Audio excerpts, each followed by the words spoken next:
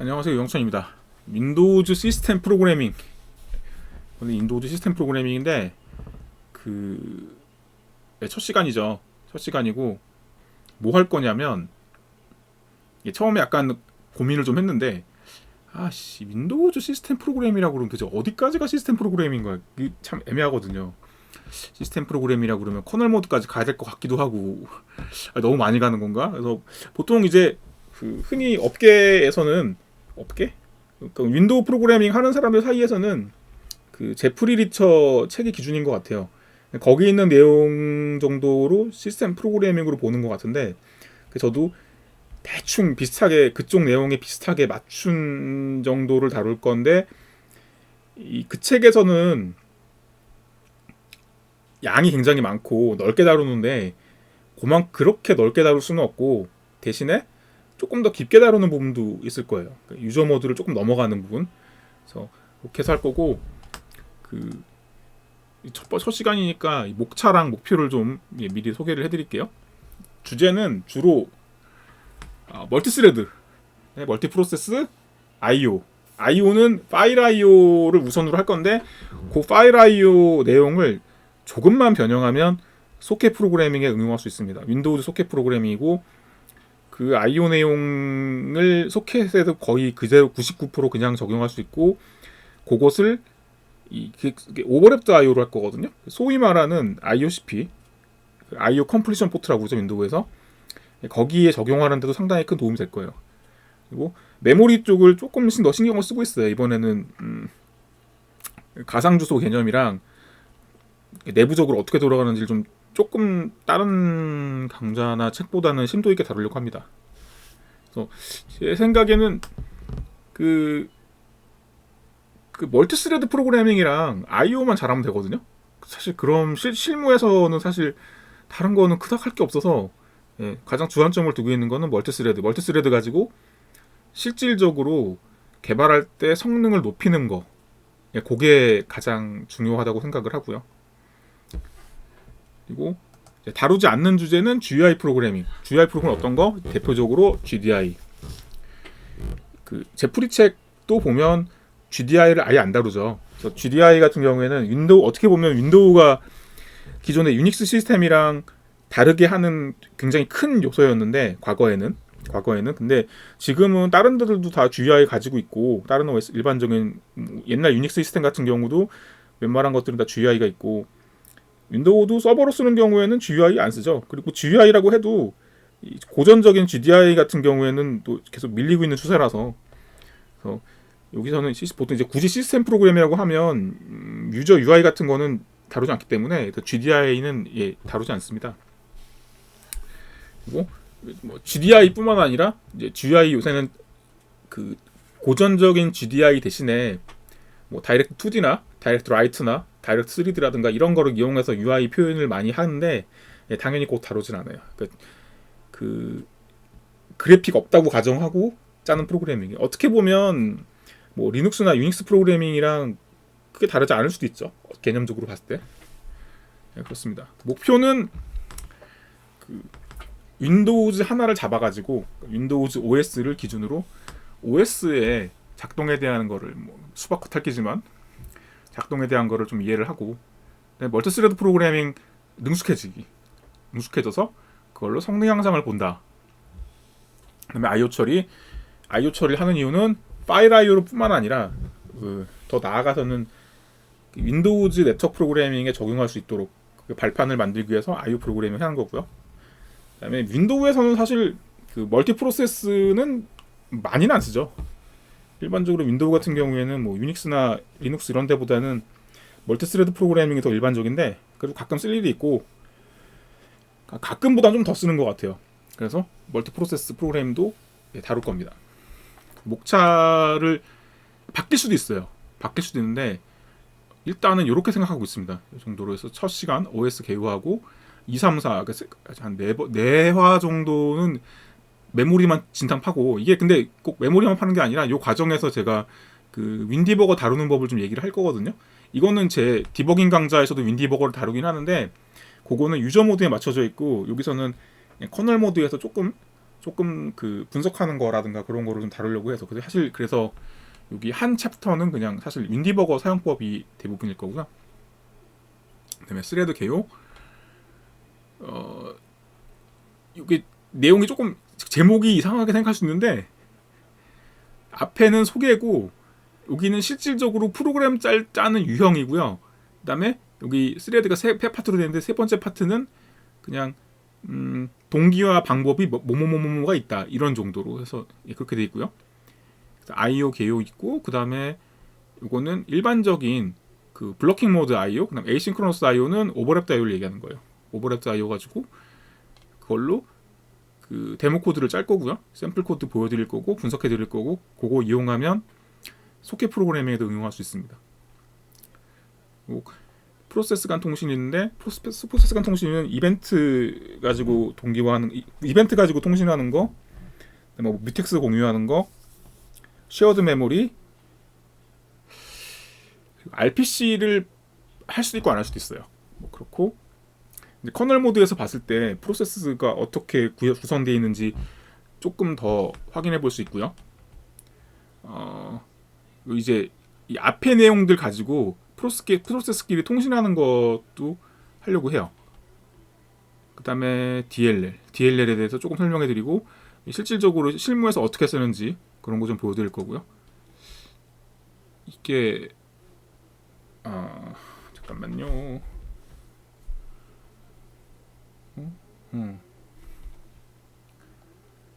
원래 실습 아니 프로젝트 그러니까 그 최적화하는 프로젝트 하나 넣으려고 했는데 그건 봐서 나중에 보너스 형식으로 넣을 수도 있고 안 나올 수도 있고 대충 이 정도로 생각을 하시면 될 것 같습니다.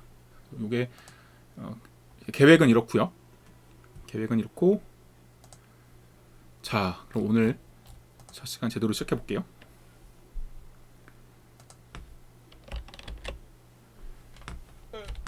아이고 뭐 글자가 너무 작진 않겠죠? 뭐 첫 시간이고 윈도우즈 OS 개요에 대해서 얘기를 할 건데 자 인터럽트 얘기부터 할게요. 인터럽트 갑자기 뜬금없이 왜 인터럽트냐? 이 모든 OS의 가장 중요한 메커니즘은 인터럽트거든요. 그래서 윈도우즈도 예외가 없고요. 인터럽트 얘기를 반드시 해야만 이후에 얘기를 할 수 있기 때문에 인터럽트 얘기를 먼저 할게요. 이거는 그냥 CPU한테 이벤트를 알리는 수단이에요. 그래서 하드웨어적으로 모든 CPU는 인터럽트 핀을 가지고 있습니다. 그 핀으로 신호를 주면 CPU한테 반응이 일어나요. 얘가 뭔 작업을 하다가도 그 인터럽트가 신호가 들어오면 거기에 반응해서 어떤 일을 하게 돼 있어요. 이렇게 외부에서 신호를 받아서 들어오는 인터럽트도 있고요. 코드를 실행하다가 코드 실행 중에 발생할 수 있는 인터럽트가 있어요. 일반적으로 외부에서 핀으로 들어오는 거 그런 거는 하드웨어 인터럽트라고 부르고 내부에서 어떤 코드를 실행하거나 내부 작용으로 일어나는 것들 보통 소프트웨어 인터럽트라고 부르죠. 그래서 하드웨어 인터럽트 대표적인 게 뭐가 있냐? 키보드 연결돼 있잖아요. 키보드나 마우스 흔들거나 예를 들어 대표적으로 마우스를 흔들거나 아니면 디스크 IO를 하는데 디스크에서 어떤 뭐 파일을 저장을 시켰는데 저장을 하고 나서 거기에 대한 완료 이벤트가 뜬다든가 할 때 각 장치들이 CPU한테 현재 작업이 어떻게 됐는가를 알려주기 위해서 신호를 보냅니다. 그게 하드웨어 인터럽트고요. 소프트웨어 인터럽트 같은 경우에는 되게 흔하게 발생하는 소프트웨어 인터럽트는 그 여러분들이 제로 메모리 참조라고 하는 게 있어요. 사실 그거는 이제 페이지 폴트에 기인한 건데 그 가령 널 포인터에다가 뭘 쓰려고 하거나 읽으려고 하거나 하는 것들 있잖아요. 그런 거 같은 경우에는 사실 그게 사실 페이지 폴트거든요. 해당 메모리 페이지를 쓰기 금지를 걸어서 쓰기나 액세스 금지를 걸어서 그래서 페이지 폴트로 인한 소프트웨어 인터럽트를 일으키는 거예요. 그런 거라든가 아니면 0으로 나누는 경우. 그러면 프로그램이 죽긴 죽을 텐데 디버거를 걸어놓으면 보통 디버거로 들어오잖아요. 그런 게 다 소프트웨어 인터럽트입니다. 뭐 그냥 딱 결론만 얘기하자면 OS는 거대한 인터럽트 핸들러예요. 내가 입력하는 마우스, 키보드, 뭐 아니면 디스크 장치, 그래픽 카드와의 통신, 뭐 이런 것들 다 인터럽트로 이루어지고요. 내가 만든 코드가 실행을 하다가 OS의 커널한테 어떤 서비스를 요청한다던가 그런 것도 다 인터럽트로 돌아가고요. 그러니까 얘가 스스로 그 주기적으로 뭘 하기도 해요. 그것도 인터럽트를 받아서 움직입니다. 타이머 인터럽트. 그래서 근간을 보면 그래서 OS를 움직이는 어떤 그 원동력이라고 뭐 하나? 어떤 심장 그 박동 같은 거라고 보시면 돼요. 인터럽트는. 그래서 이 그림으로 또 간단하게 설명을 하자면 이렇게 돼 있어요. 제가 열심히 그렸는데 이 CPU가 있고 얘는 지금 듀얼 코어죠. 예를 들면 듀얼 코어고 요새 CPU 같은 경우에는 이 코어마다 로컬 PIC라는 게 붙어요. 이 PIC가 뭐냐면 프로그래머블 인터럽트 컨트롤러입니다. 인터럽트가 들어왔을 때 이 PIC 이쪽부터 볼게요. 여기 APIC는 또 뭐냐면 옛날에는 싱글 CPU 시절에는 APIC라는 게 아니고 PIC 하나였는데 지금은 로컬 하나씩 붙어 있고요. 이게 어드밴스드 프로그래머블 인터럽트 컨트롤러예요. 그래서 얘 같은 경우에는 멀티 프로세서를 지원을 합니다. 여러 개의 코어가 있고 옛날엔 여러 개의 코어가 여러 개 CPU 상관없어요. 그래서 외부에서 지금 키보드를 누르거나 아니면 랜카드에서 패킷을 보내거나 받거나 아니면 USB 디바이스가 또 이벤트를 발생시켰을 때 그런 것들이 이렇게 하드웨어 신호로 들어오게 전기 신호로 들어오게 되고요. APIC가 어느 코어에다 보낼지 결정을 하고요. 각각의 그 로컬 PIC한테 신호를 보내면 얘가 이 CPU 측 CPU의 인터럽트 핀으로 신호를 주게 되죠. 그럼 막 지금 이쪽에서 코드가 있는데 이 코드 돌아가다가도 이 인터럽트가 땅 발생을 하면 사전에 이제 부팅할 때 하게 되는데 사전에 미리 세팅해준 이게 인터럽트 벡터 테이블에 있는 함수 포인트로 가요.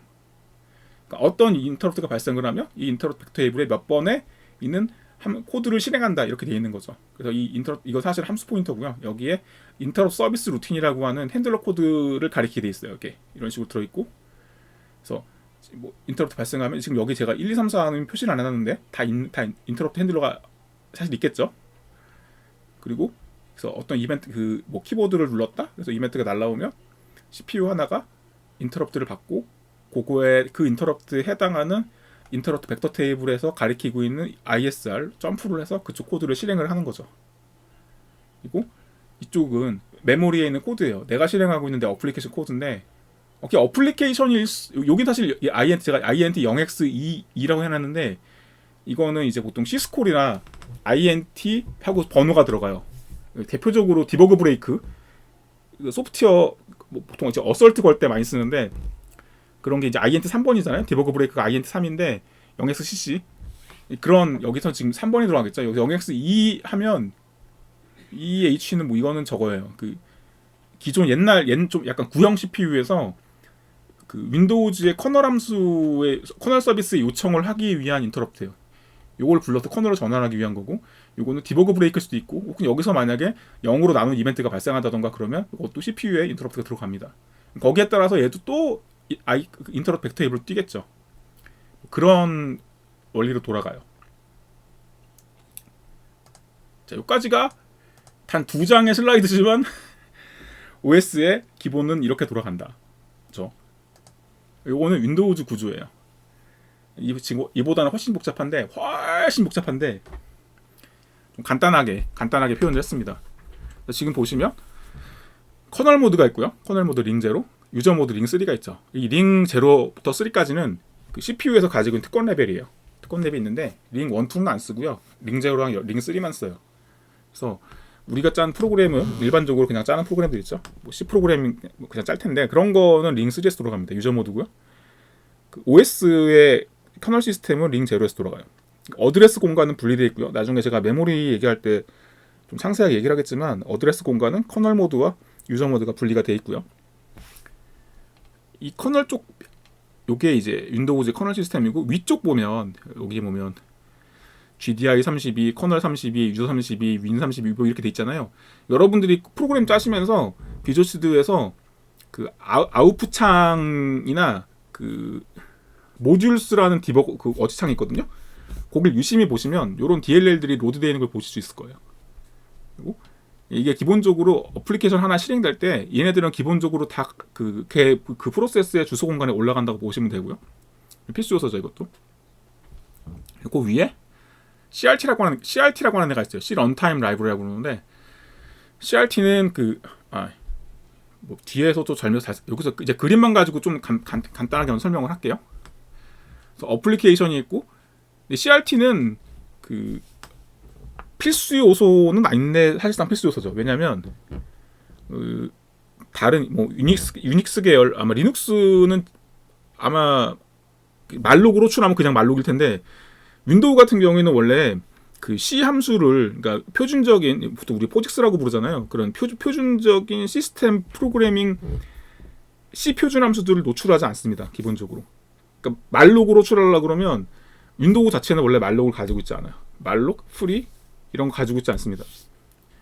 얘는 그냥 원래는 윈도우즈 API만 노출을 해요. 여기 이런 기본 DLL들 요 레이어가 윈32 API 레이어인데 이것만 노출하고 있는 애인데, 그럼 내가 C++ 프로그램 짜면 어떻게 해야 돼요? 걔네가 말록으로 출했을 때 이 윈도우 윈32 API가 가지고 있는 메모리 할당 함수 무언가를 호출할 수 있도록 중간에 매개해주는 놈이 있어요. 이렇게 돼 있어요. 윈도우는. 이게 이렇게 하는 이유가, 이게 원래 그 여러 가지의 프로그래밍 인터페이스를 지원하도록, 그러니까 여러 가지 쉘, 여러 가지 그러니까 유저 퍼스널리티라고도 얘기하는데 여러 가지 쉘을 지원할 수 있게 하기 위해서 이렇게 만든 거거든요. 그래서 윈32 API가 있고 그 위에 다양한 레이어를 또 더씌움으로 해서 뭐 전형적인 윈32 API 혹은 옛날에는 실제로 유닉스 포직스를 지원을 했어요. 뭐 아니면 지금 이제 기억하시는 분들이 별로 없겠지만 IBM의 OS2라든가 이런 여러 가지 그 프로그래밍 API 레이어를 지원할 수 있도록 기본적으로 윈32 위에 이렇게 얹게 돼 있습니다. 그래서 C 함수 같은 경우도 이렇게 위에 얹어져 있어요. C 런타임 라이브러리로. 이거는 이제 고전적으로 예전에는 MSVCRT 이렇게 돼 있었고 요새 확인해 보시면 UCRT로 돼 있을 거예요. 유니버셜 CRT. 그래서 이걸 가지고 표준적인 C 프로그래밍 인터페이스를 제공을 하게 됩니다. 근데 우리가 짜는 거는 일반적으로 어플리케이션이 이 윈32 API를 직접 호출할 수도 있지만 아마 상당히 많은 코드가 그 C 함수나 C++ 함수로 돼 있겠죠. 그럼 이쪽을 통하게 돼 있는 거예요. 이렇게 메모리 할당하는 경우도 말로 호출하면 1로 갔다가 이렇게 내려가는 거죠. 그래서 이게 기본적인 다이어그램이 이렇게 되겠고요. 아래쪽에 있는 뭐 할이나 윈32K 요거가 뭐 하는지 제가 간단하게 짚고 넘어가겠습니다. 할은 여기서만, 이게 사실 윈도우에서만 있는 얘기는 아니고요. 그 일반 명사 거의 되게 많이 쓰는 얘기죠. 컴퓨터 쪽에서는 하드웨어 앱스트랙트 레이어라는 말은. 그러니까 초창기에 윈도우가 특히 NT 같은 경우에는 처음 만들 때부터 x86 대상이 아니라 여러 가지의 아키텍처를 지원할 수 있도록 설계가 됐었거든요. 그 당시에는 생소했던 리스크 CPU, 밉스 같은 거, DEC에 있는 알파칩, x86 여러 가지 CPU를 지원할 수 있게 설계가 됐었고, 그렇게 하려면 CPU마다 어셈블러가 다른데 어떻게 개발하죠? 하니까 모든 함수들을 다, 특히 그 당시에는 이제 OS는 하드웨어를 직접 지원하는 부분이 많기 때문에 어셈으로 짜야 될 게 많을 텐데, 그렇게 해가지고 유지보수가 어렵잖아요. 여러 가지 CPU가 3개, 4개씩 되는데 4종류의 CPU를 각각 다 다른 어셈으로 짠다는 건 굉장히 힘든 일이죠. 그러니까 특히 뭐 메모리 포트에 IO 포트의 값을 쓰거나 읽거나 IRQ를 바꿔야 된다든가, IRQ 컨트롤하는 건 PIC 프로그래밍을 해야 된다든가, DMA를 컨트롤해야 된다든가, 이런 것들에 대해서 그 표준화된 인터페이스를 노출하는 코드 레이어를 만들어 둔 거예요. 각 아키텍처별로 만들어 두고, 적어도 코드상에서는 기본적으로 OS는 윈도우 같은 경우도 거의 90% 이상 C로 짰으니까 이제 그런 할 위에서의 커널이나 드라이버는 C 함수만 갖고 그걸 호출하는 거죠. 내가 메모리 포트, IO 포트에다가 값을 쓰겠다 하는 것도 원래 같으면 어셈으로 짰어야 되지만 그것도 할에서 서비스해주는 함수를 표준 함수를 사용을 해서 억세스를 하고, 인터럽트 제어도 마찬가지고. 그래서 이거는 이제 꼭 OS에서만 쓰는 얘기는 아니고 많이 써요. 보통 하드웨어를 추상화한 개념, 이건 다이렉트엑스도 이런 말이 나와요. 사실 요새는 그런 말 잘 안 쓰는데 원래 다이렉트엑스 초창기에는 개념 설명할 때 다이렉트엑스 안에 할 레이어라고 그 말을 하고요. 지금은 안 쓰지만 옛날에는 실제로 할 디바이스라고 그랬어요. 뭐냐면 그냥 표준적인 GPU 디바이스 그냥 쓰면 할이고요. HAL 뭐 그렇게 나왔어요. HEL은 하드웨어 에뮬레이션 레이어, HAL은 하드웨어 앱스트랙트 레이어인데 그 밑에는 뭐 실제 동작하는 GPU가 있고 뭐 이런 식의 얘기인데 뭐 그렇습니다. 하드웨어를 추상화시켜서 그 플랫폼 간의 이질성을 상쇄시킬 수 있도록, 이게 여기 보면 맨 아래쪽에 있죠. 맨 아래쪽에 있는 거고, 그만큼 여기 이 밑은 하드웨어고, 익스큐티브는 여기 익스큐티브가 돼 있잖아요. 요 디바이스 드라이버 커널 요거는 그래도 꽤 하드웨어에 좀 더 로우 레벨하죠. 하드웨어 가깝죠. 익스큐티브가 얘네들은 완전 저수준 기능들을 제공을 해요.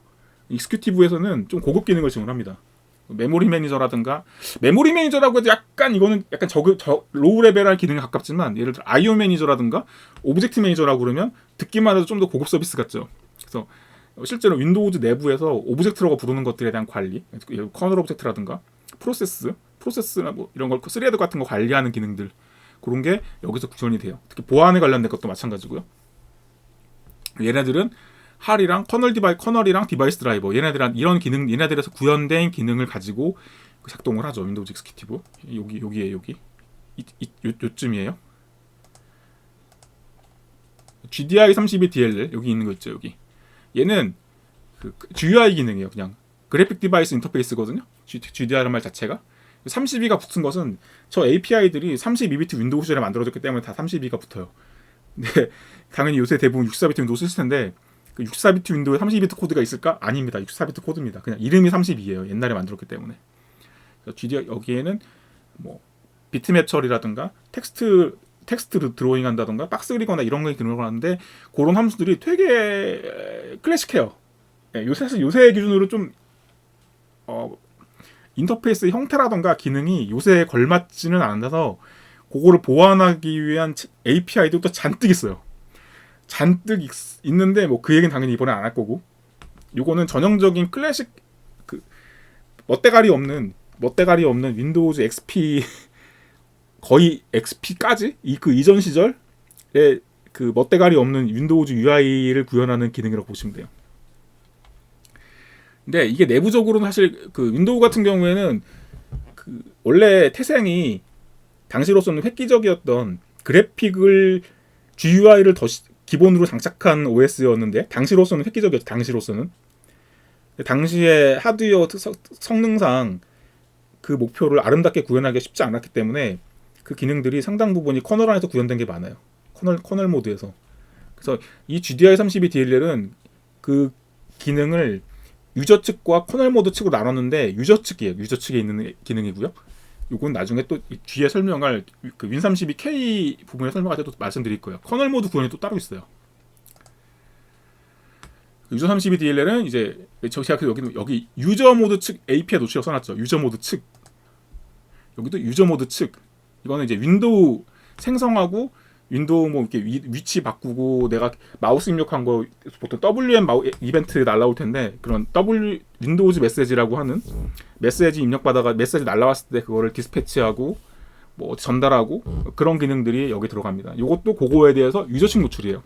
왜냐면 유저 측 기능만 가지고는 안 되거든. 커널 모드 구현체가 또 있어요. 그래서 이거는 유저 측에 노출하고 있는 그런 기능들을 모아서 노출하고 있는 DLL입니다. 커널 32 DLL은 주로 프로세스, 스레드, IO 이쪽이죠. 좀 보면 얘는 콘솔 모드 유닉스 계열 OS랑 약간 비슷한 느낌? 그런 기능들을 거의 이쪽에서 바깥에 노출하고 있습니다. 당연히 커널 기능이기 때문에 얘도 유저 측에 노출하고 있는 API 집합인 거고 실질적으로 그 녀석들이 구현되는 거는 커널 안쪽에 구현이 돼 있죠. 윈32K 시스템은 sys 이게 드라이버예요, 드라이버. 사실 드라이버인데 그래서 그 GUI 기능, 특히 GDI 기능의 커널 측 구현이 이 안에 들어 있어요. 나중에 호출하는 거 보여드릴게요. 그냥 그게 다예요, 얘는. NTDLL 보시면 이렇게 있죠. 이제 여기까지 이렇게 돼 있죠. NTDLL은 그 내가 예를 들어 그러니까 유저 모드로 봤을 때는 가장 아래쪽에 있는 레이어거든요.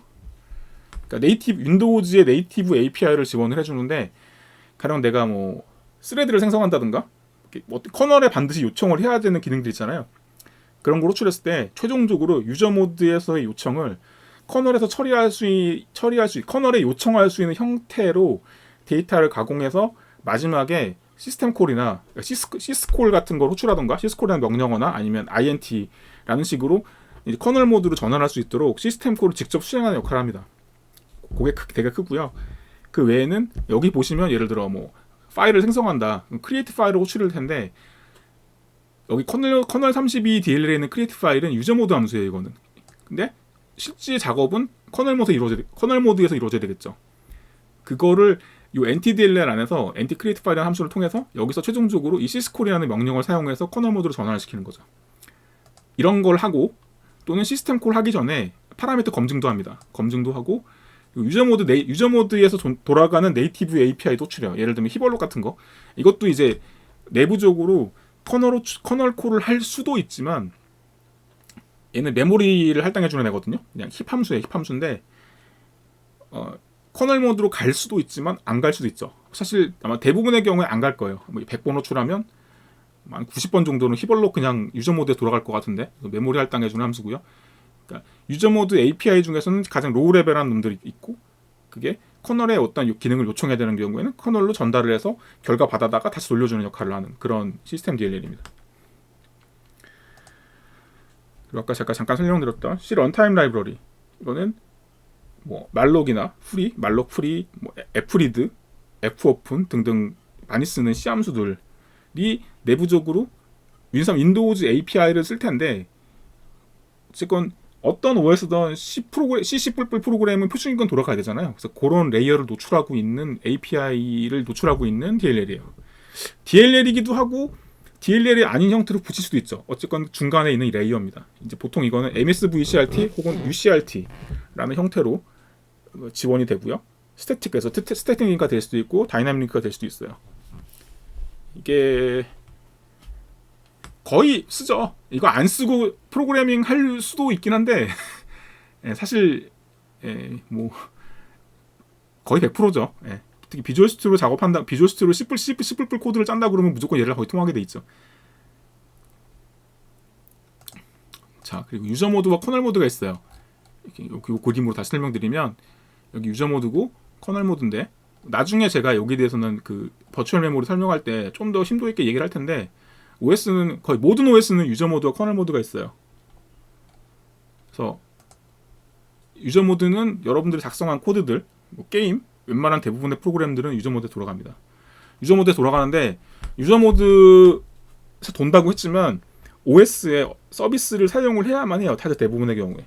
뭐 그래 화면 출력을 한다던가 I/O 장치를 이용을 한다던가 사실 대부분의 작업들은 결과적으로 마지막에는 커널의 도움을 받아서 하드웨어를 제어를 해야 되겠죠. 그래서 그럴 때는 어떤 특수한 방법을 사용해서 커널에다가 기능을 요청하게 돼요. 이제 그게 보통 이제 시스템 콜이라고 부르고 시스템 콜이 호출되면 커널 모드로 진입을 하죠. 커널 모드는 실제 OS 기능들은 다 커널 모드에서 구현이 되어 있습니다. 그래서 유저 모드에서 요청한 어떤 기능들을 얘가 대신 수행을 해주거나 아니면 직접적으로 유저 모드에 있는 각 프로그램들 프로세스 안에 가지고 있는 스레드들 그런 녀석들을 그 정해진 시간만큼 스케줄링을 해주고 자원을 관리하고 이런 커널 기능들은 다 커널 모드에서 이루어지는 거죠. 얘네들 가장 큰 차이는 어드레스 공간이 달라요. 주소 영역이 달라요. 유저 모드랑 커널 모드는. 그것도 이제 나중에 제가 다음에 메모리 얘기할 때 좀 더 깊이 얘기할 수 있을 겁니다. 이 시스템 콜을 계속 말씀드렸었는데 그래서 유저 모드에서 커널 모드로 넘어가는 계열 시스템 콜을 보통 시스템 콜 호출한다고 그래요. 그래서 이게 일반적으로 내가 프로그램을 짜서 실행을 하다가 함수로 호출하잖아요. 함수로 호출하는 것도 어딘가로 점프해서 그 코드를 실행하는 거잖아요. 시스템 콜을 해도 어딘가로 점프해서 코드를 실행하는 거잖아요. 하지만 차이가 있어요. 어떤 차이가 있냐? 일단 제어권이 차이가 있죠. 내가 어떤 프로그램을 짜가지고 막 실행을 하고 있으면 걔는 함수를 호출하더라도 그 프로그램의 흐름은 그대로죠. 근데 시스템 콜을 하게 되면 흐름이 바뀌어요. 사실상 걔는 거기서 멈추는 거예요. 일시정지되고 이제 제어권이 커널로 돌아가요. 시스템 콜은 그렇습니다. 커널로 제어권이 돌아가는 거고 그 작업을 하기 위해서 이 시스콜이나 그러니까 이거는 이제 X86 기준인데 시스콜이나 INT EE라는 이 명령을 가지고 커널 모드로 점프하게 돼요. 그리고 이 제어권을 완전히 뺏기는 거기 때문에 그 다시 원래 상태로 돌아오기 하기 위해서 컨텍스트 스위칭을 해야 됩니다. 그러니까 뭐 컨텍스트 스위칭이라는 말을 많이 들어보셨을 텐데 유저 모드에서 커널 모드로 전환할 때도 컨텍스트 스위칭을 해야 돼요. 작업하고 있던 레지스터 내용들 다 세이브 해야 되고요. 그리고 다시 커널에서 어떤 서비스를 실행하고 나서 유저 모드로 권한이 돌아올 때는 그 레지스터를 다 복구를 시켜야 돼요. 그리고 제가 그냥 보수로 써놨는데 TLB라고 트랜슬레이션 루커사이드 버퍼라고 나중에 얘기하겠지만 버추얼 어드레스를 물리 메모리로 변환할 때 빠르게 사용하기 위한 이쪽 캐시 버퍼 같은 게 있거든요. 요게 커널 모드 전환될 때 플러시가 돼야 될 수도 있어요. 그러니까 갱신이 돼야 될 수도 있어요. 갱신이 만약에 되면 그 일부 메모리에 대해서는 그러니까 방금 전에 억세스했던 메모리지만 커널 모드로 전환됐다가 다시 돌아왔을 때 그 메모리를 억세스할 때 다시 TLB의 업데이트가 또 필요할 수도 있어요. 느려지겠죠. 요약하면 느려진다는 얘기예요. 함수 호출하면 콜 아니면 점프인데 그것보다 느리다는 얘기예요. 이 느린 게 그래서 밑에 좀 구현을 해놨는데 그래서 그 유저 모드만 가지고는 안 돼요. 어쩔 수 없이. 그러니까 화면 출력을 하든 입력을 받든 뭐 어쨌건 내가 하드웨어를 뭔가 건드려야 되면 당연히 커널 모드로 전환이 일어날 거고요. 전환이 일어날 때 난 시스템 콜을 해야 되는 거고 시스템 콜을 하게 되면 느리다.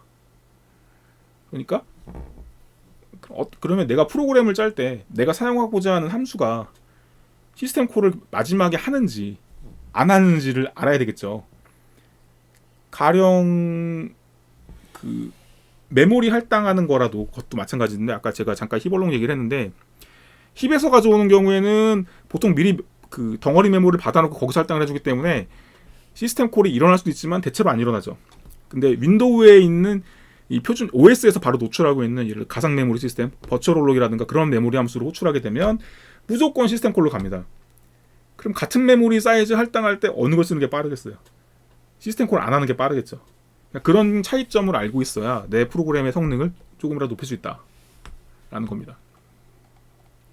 여기까지 이제 기본적으로 유저 모드, 커널 모드 왔다 갔다 하는 얘기였고요. 자, 스레드랑 프로세스가 있습니다. 이것도 뭐 이렇게 길게 얘기하면 굉장히 내용이 많은데 오늘 개요니까 간단하게 얘기할게요. 프로세스는 그냥 우리가 실행하는 프로그램 단위예요. 예, 단위인데 걔네들은 각 프로세스는 자기만의 주소 공간을 가져요. 스레드는 프로세스 안에 있는 여러 개의 프로그램의 맥락, 흐름. 그러니까 메인 함수 딱 메인 함수 하나 짜가지고 실행하면 한 줄 내려가잖아요. 한 줄기가 내려가죠. 스트림. 시냇물처럼 하나의 코드의 흐름이 내려가죠. 그런 흐름들을 한 프로그램 안에서 여러 개를 만들 수 있죠. 각각의 그런 흐름들이 스레드죠. 그래서 프로세스 안에서 하나의 프로세스는 하나의 주소 공간을 가지기 때문에 당연히 프로세스 안에 가지고 있는 스레드들은 모두 같은 주소 공간을 공유합니다. 그림으로 보시면 이런 내용이 이렇게 되겠죠. 물리 메모리가 있고 얘네들은 버추얼 메모리 어드레스 스페이스라는 그러니까 가상 주소 공간을 통해서 물리 메모리 억세스하게 되어 있고요. 그거에 대한 정보는 이 프로세스에서 가지고 있는 거고 더 내부적으로는 이 프로세스를 커널에서 관리하는 이 프로세스라는 구조체 안에 그러니까 이 메모리 테이블에 대한 정보가 있어요. 뭐 그 얘기는 나중에 할 거고 그래서 각 프로세스는 여러 개, 한 개 이상의 스레드를 가지게 되고요. 최소한 한 개. 각 스레드들은 프로그램의 흐름이기 때문에 그 자기 자신의 스택, 그다음에 레지스터들, 범용 레지스터, 어디까지 프로그램을 실행하고 있는가를 항상 가리키고 있는 프로그램 카운터, 인스트럭션 포인트라고 그러죠. 각각 가지게 되는 거죠. 이거는 지금 코어가 지금 CPU 코어가 두 개인데 여기 스레드 0번이랑 스레드 1번은 지금 화살표상으로 보면 같은 코드 실행이 되잖아요. 같은 코드 어떻게 실행이 되죠? C분할이죠. C분할. 얘한테서 30ms 실행하고 권한 뺏은 다음에 OS에서 권한 뺏은 다음에 그 녀석들의 레지스터 여기 있는 이 컨텍스트라 부르는 스택이랑 뭐 스택 포인터, 레지스터, 프로그램 카운터 이런 거 싹을 다 세이브 해버린 다음에 이 녀석과 다시 로드해서 이 녀석 일정 시간 돌려주고 또 30ms 돌린 다음에 얘 쪽에 있는 컨텍스트를 메모리로 세이브하고 여기 있는 녀석들을 다시 레지스터로 불러오고 이 과정들을 통해서 C분할로 여러 개의 스레드를 실행할 수 있는 거고요. 요새 컴퓨터들은 코어가 많잖아요. 그래서 되는 한 가능하면 또 걔네들을 한 코어에서 C분할하는 것 외에 가능하다면 이쪽 여유가 좀 있다. 그럼 다른 코어에서 직접 그 동시에 실행될 수 있도록 그렇게 스케줄링을 하는 게 OS가 해주는 일이죠. 여기까지 해서 기본적인 그 OS 개요가 됐고요. 자, 간단하게 코드를 한번 볼게요. 제가 간단한 코드를 되게 엄청 간단한 코드를 짰거든요. 무지 간단합니다. 헬로월드도 아니에요. 이거 그냥 윈도우 기본으로 있는 그냥 그 템플릿에 있는 데스크탑 윈도우 하나 만드는 코드예요. 거기다가 일단 볼게요. 그냥 창 만들고 나서 메모리 하나 할당을 해요. 100바이트. 이거 왜 보여드리는 거냐면 호출 과정을 보여드리려고 그래요. 말록 함수죠. C 표준 함수죠. 근데 아까 뭐라고 했어요 제가? 일단 이제 여기부터 볼게요. 여기 모듈이라는 정보가 있죠. 이거 확대가 되나? 확대가 안 되네. 이거를 제가 긁어가지고 글자가 잘 안 보일 것 같은데 여기다가 안 되겠다. 이렇게 잘 안 보이시더라도 이해해 주시고, 여기 보면 여기 모듈에 보면 맨 위에 샘플 윈도우 x64 디버그 exe가 있잖아요.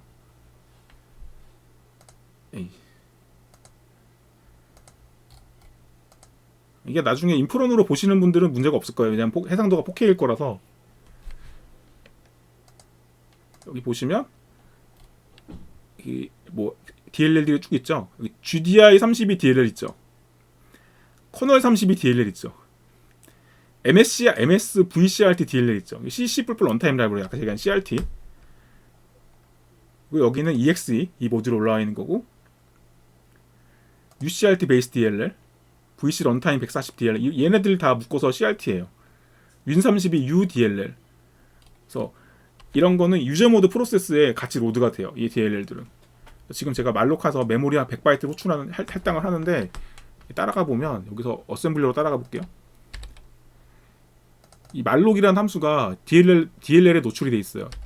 어떤 DLL이냐? UCRT 베이스 DLL. 전성의 런타임 라이브러리 일부입니다.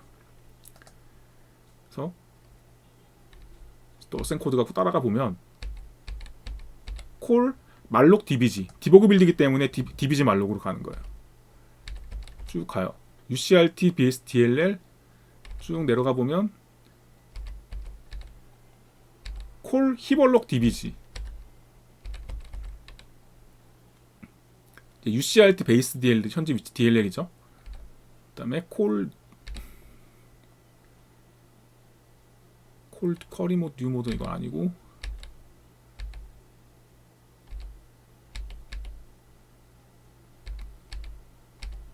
히벌록 DBG 인터널.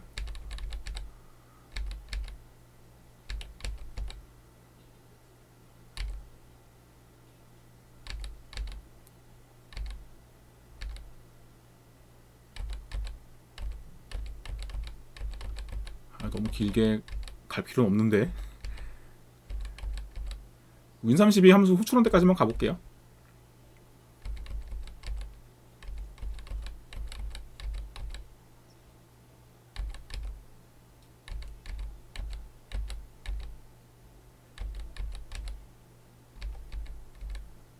여기 있다. 콜 키워드 PTR IMP 히벌록. 자, 이제 어디로 넘어왔죠? NTDL로 넘어왔죠? NTDLL RTL 얼로케이트 힙으로 넘어왔죠.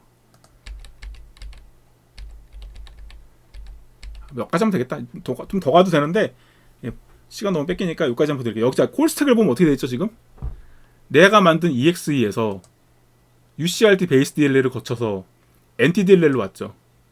NTDLL에서 저게 만약에 그 현재 이 프로세스의 힙에서 충분히 메모리를 가지고 있다면 거기서 끝날 거예요. 근데 만약에 내가 요청한 메모리가 만큼이 힙에 남아있지 않거나 내가 요청한 사이즈가 기준 이상이라면 저기서 다시 버추얼롤로 호출합니다. 버추얼롤로 호출하면 커널로 가요. 뭐 그런 걸 말씀을 드리려고 했던 거예요. 그렇고 여기서 자 보자. 시스템콜 프로세스 스레드.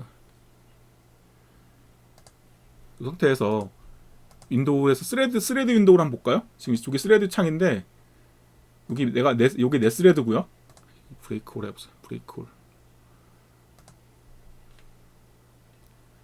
이거 내 스레드고 이거는 NTDLL 쪽에서 쓴 게 있네요. 또 기본적으로 내가 짠 요런 거는 일단 무시하셔도 되고, 얘는 기본적으로 지금 내가 짠 프로그램은 싱글 스레드 프로그램이기 때문에 여기 메인 스레드 있는 거 하나가 이게 내 거예요.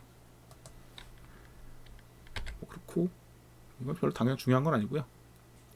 이 프로그램 같은 경우에는 스페이스바를 누르면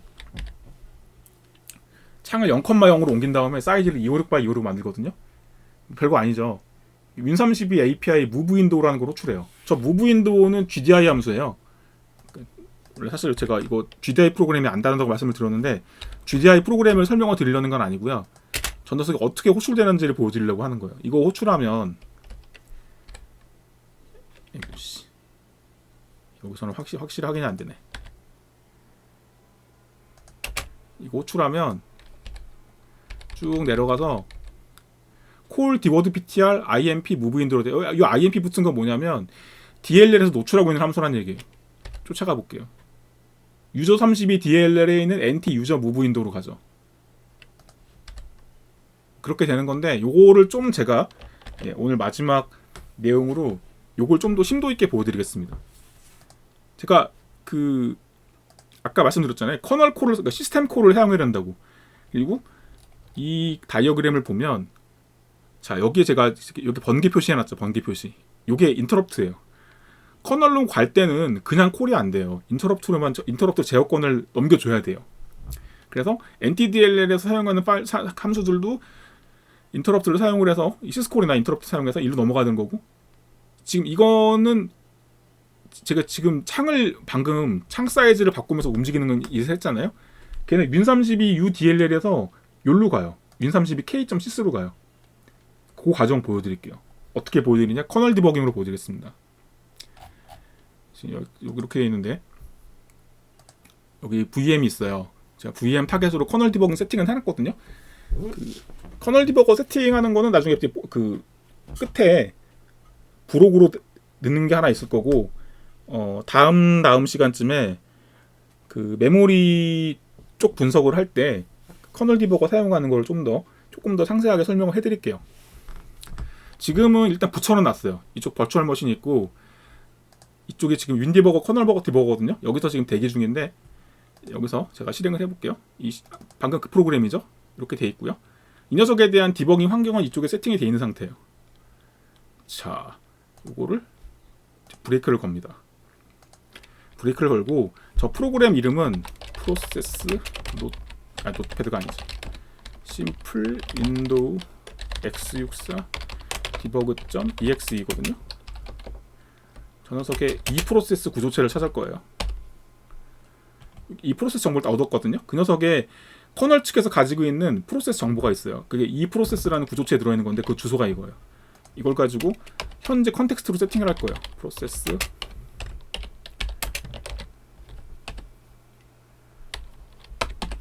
세팅이 됐고요. 리로드 심볼을 로딩을 시켜주고 이 함수 코드 있고 이 코드 보시면 여기에 지금 이 리사이즈 윈도우라는 게 있잖아요. 저 함수를 저 녀석에다 브레이크를 찍을 거거든요. 일단 저 함수가 있는지 찾아야 되겠죠. 심플 윈도우 디버그 함수가 있네. 찾았어요. 저기다가 브레이크를 찍을 거예요. bp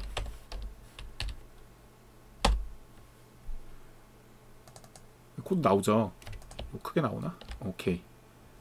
이렇게 찍으면 여기서 제가 이 녀석의 스페이스바를 누르면 방금처럼 화면이 256바 256X로 작아지면서 0,0으로 옮길 거예요.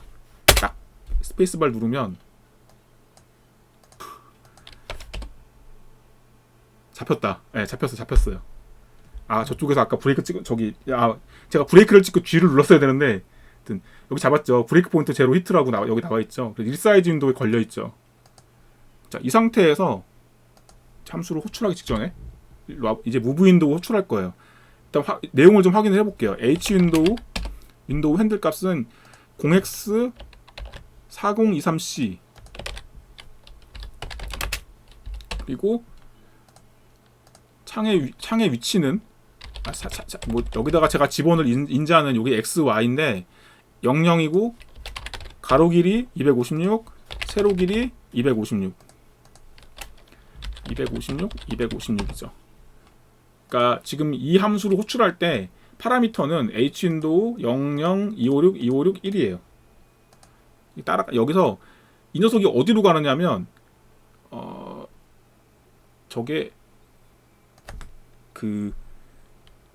아까 제가 이 유저 모드 함수에 대응하는 저기 win32k에 대응한다고 그랬잖아요. 여기다 이렇게 간다고 그랬잖아요. 그래서 저 win32k sys에 보면 같은 이름의 함수가 있어요. 저게 보면 win32k라는 모듈에 nt user move window라는 함수가 있습니다. 있네. 걷다 브레이크를 찍을 거예요. 이렇게 여기 하나 찍혀 있죠.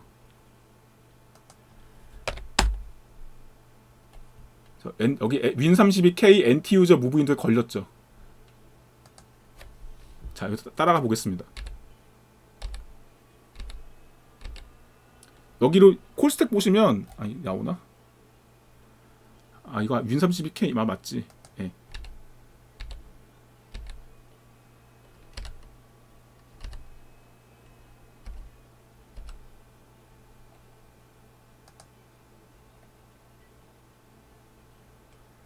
심볼을 다시 로딩하느라고 좀 시간이 걸리네요.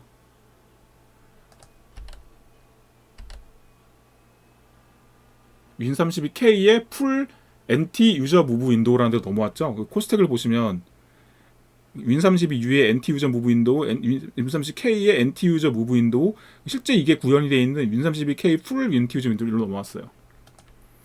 여기까지 대충 가다가 보면 이 녀석의 함수를 호출했을 때, 여기 들어왔을 때 그 파라미터를 전달받았을 거거든요. 파라미터는 x64 같은 경우에는 어떻게 전달받냐면 RCX, RDX, R8, R9, R10 레지스터로 기본적으로 이렇게 전달이 돼요. 요거 모자라면 스택을 쓰긴 하는데 기본적으로 파라미터가 요 레지스터에 담겨서 전달이 됩니다. x64 같은 경우에. 그래서 레지스터로 조사를 해볼게요. 그러면 RCX 값이 이거예요. RCX 값이 00004023C. 자, RCX 이거랑 같죠. 즉 RCX 레지스터에는 아까 제가 호출했던 H 윈도우가 들어있는 그 무브 윈도우 호출할 때 전달한 H 윈도우 값이 들어있던 걸 알 수 있어요. 그다음에 RCX, RDX 빵이죠. RDX는 빵이고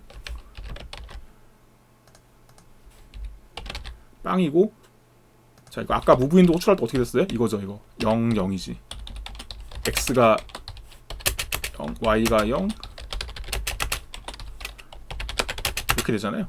그럼 이거는 X인 걸 알 수 있죠. RCX, RDX, R8 요거죠.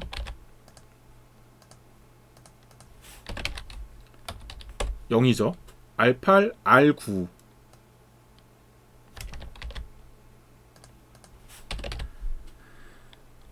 16진수 빵빵빵 16진수 100이면 뭐죠?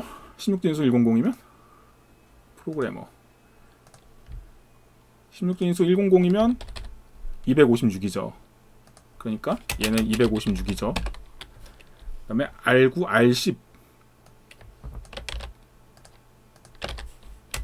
256이죠. 다 만들어졌죠. 아까 호출한 무브 윈도우 호출할 때 파라미터랑 같죠. H 윈도우 0000 256 256. 그래서 지금 시스템 콜로 들어왔는데 이게 아까 무브 윈도우 호출한 그 놈이라는 거예요. 커널에서 확인한 거죠, 지금.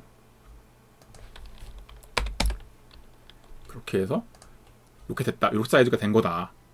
그래서 이게 커널 디버거로 이제 호출되는 과정을 보여드린 것까지 해서 첫 시간은 여기로 마치겠습니다. 감사합니다.